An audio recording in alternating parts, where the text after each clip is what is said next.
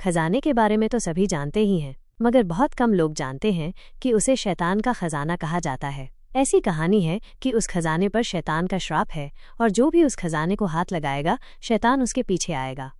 Sam ने captain की ओर देखा और एक रहस्यमयी मुस्कान के साथ बोला, कहते हैं कि जो भी उस खजाने को लेने जाता है वो कभी वापस नहीं लौटता।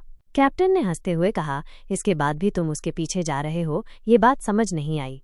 सैम ने अपनी बात जारी रखते हुए कहा, तुम्हें पता है कि वहाँ इतना खजाना है कि 7 समुद्री जहाज भी उसे उठा नहीं सकते। बिल्कुल लोग उसके पीछे जाने से नहीं डरते।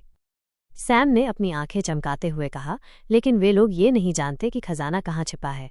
कैप्टन ने सैम को बीच में रोकते हुए कहा, बच्चे, ये बातें तो सबको पता है, मुझे ये जानना है कि तुम्हें इसका रास्ता कैसे पता। सैम ने एक रहस्यमयी मुस्कान के साथ कहा, ये मेरी पहली समुद्री यात्रा नहीं है। उसने अपनी आंखें बंद करके कुछ पल के लिए सोचा और फिर कहा, बस 2 दिन के लिए ही सही, लेकिन मैं पहले भी समुद्र में आया हूँ। मतलब पहले तुम जिस टोली में भर्ती हुए थे उन्होंने तुम्हें 2 दिन में ही निकाल दिया। कैप्टन ने हंसते हुए कहा। उसकी आंखों में एक चालाक चमक थी। सैम ने शांत स्वर में कहा, हाँ, उन्होंने मेरा झूठ पकड़ लिया था। उसने थोड़ी देर के लिए चुप्पी साधते हुए कहा, लेकिन इस बीच मैंने उनके श्रापित टापू के नक्शे को अच्छे से याद कर लिया था। आगे क्या हुआ जानने के लिए और हमारी original audio book the case, the tale and the adventure को सुनने के लिए सब्सक्राइब कीजिए हमारे चैनल ऑडियो बुक ड्रीम्स को। Thank you for listening.